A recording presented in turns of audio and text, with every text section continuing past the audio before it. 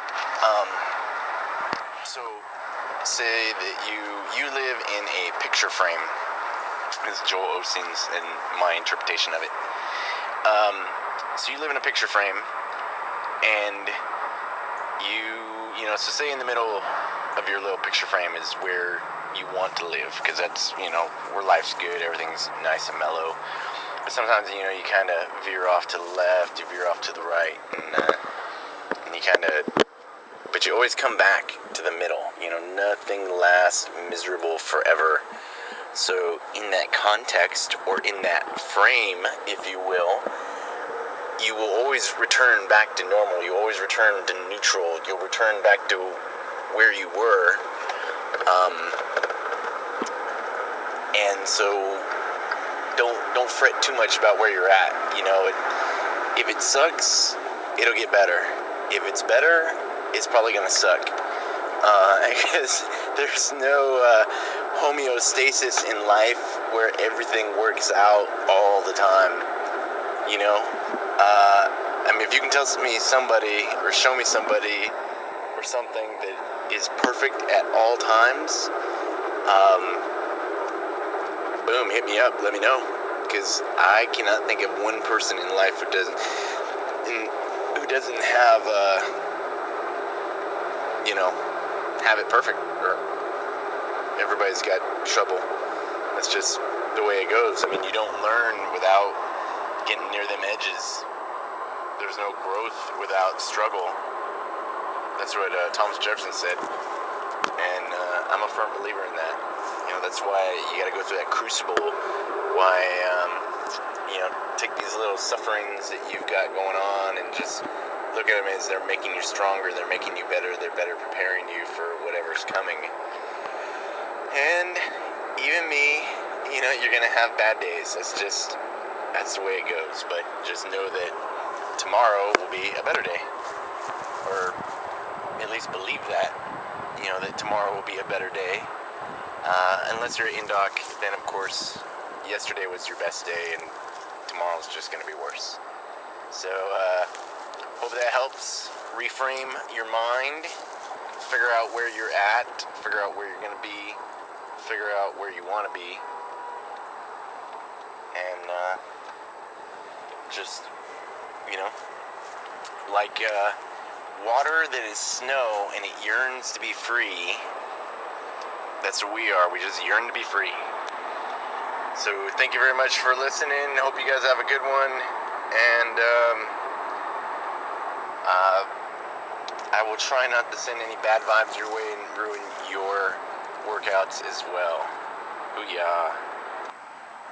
What's up, Dirty Cones? So, I don't know if you guys noticed, I've moved to recording myself and then putting random things. So, here's my cat. Here's my hand. So I just finished with the Chairborne Commandos, and I think it was probably the worst interview they've ever had. They were really, really nice guys, and it was really fun. But I was a little nervous, kind of excited, nervous. It was like kind of jumping out of a plane for the first time, nervous. And but it was fun. They were super duper nice, and I condensed 18 years. Well, actually, I condensed about 40 years of my life in about 25 minutes. So I was rapid fire, speaking fast. I don't know. They said it was all right for the first time. Maybe they're just being nice. They're like, we'll be nice to the rookie. But yeah, very, very interesting conversations I've been having lately, and so yeah, it's all about how you look at it. I think I might have told this. Oh, I know I told it once before, but there are a lot of new people, and they haven't heard this. And it's a Chinese story.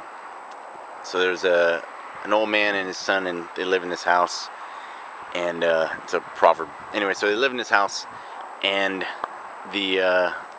one day the son finds this wild stallion, and the neighbors are like, "Oh man, that's awesome! What good luck you must have." And the old man says to the neighbors, he says, "Is it?"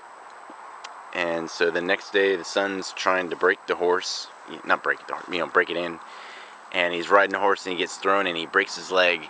And his neighbor's like, "Oh, what horrible luck you have." And he says, "Is it?"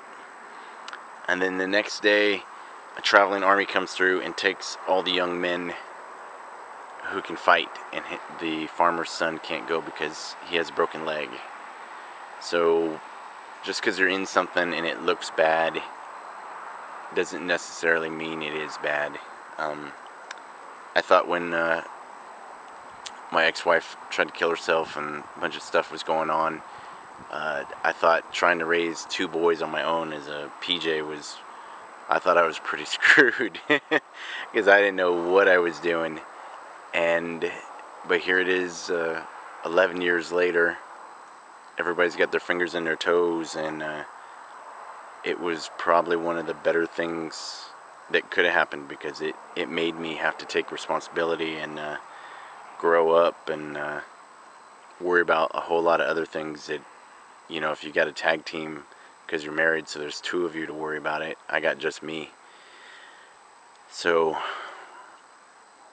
just when you're in something, accept it for what it is, do what you can, fix it, or just ride that wave till it just crashes on you, and then paddle back out and see that it really wasn't that bad, and that you're stronger and better and faster for it and wiser, and that's